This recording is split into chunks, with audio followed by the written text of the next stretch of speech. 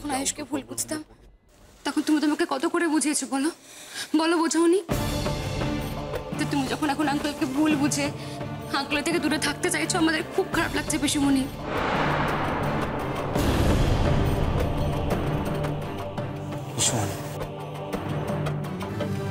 যুবরাজ uncle যদি তোমাকে ঠকাতো আর আমরা যদি সেটা বুঝতে পারতাম, তাহলে তোমার কি মনে হয় আমরা যুবরাজ আঙ্কেলকে ছেড়ে দিতাম? আর যেই ছাড়ুক, আমি তো অন্তত ছাড়তাম না। আর আমি শিওর অ্যাবাউট দিস ফ্যাক্ট যে আমাদের বাড়ি কেউই যুবরাজ আঙ্কেলকে ছেড়ে কথা বলতো না।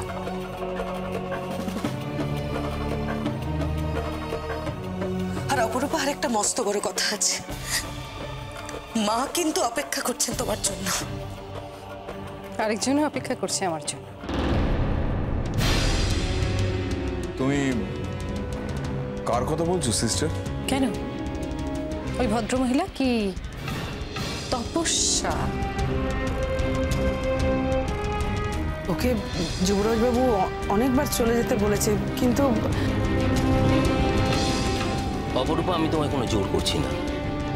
এই 16 বছর আমি তোমাকে ছেড়েছিলাম, অতএব তোমাকে ছেড়ে থাকার শিক্ষাটা আমার হয়ে গেছে।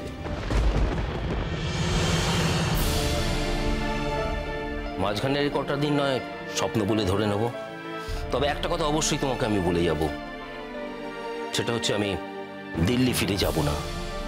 আমি কোথায় যাব সেটা আমি কাউকে জানাবো না।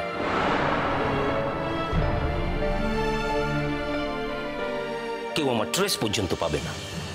আর আমার দায় হচ্ছে আমার মা, সেই দায় আমি পালন করব। মাসে মায়ের জীবনযাপনের জন্য যে টাকাটা লাগে সেই টাকাটার ব্যবস্থা আমি ঠিক করে দেব।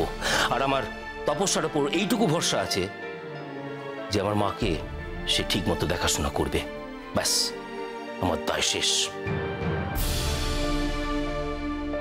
তপস্যা তোমাকেও দেখবে যুবরাজ, সারা জীবন খুব ভালো করে দেখবে। সে ভরসা আমার ওর উপরে আছে। আমার জন্য তোমাকে আর কষ্ট করে হোটেলে থাকতে হবে না অপরূপা। আমি কলকাতা ছেড়ে চলে যাচ্ছি।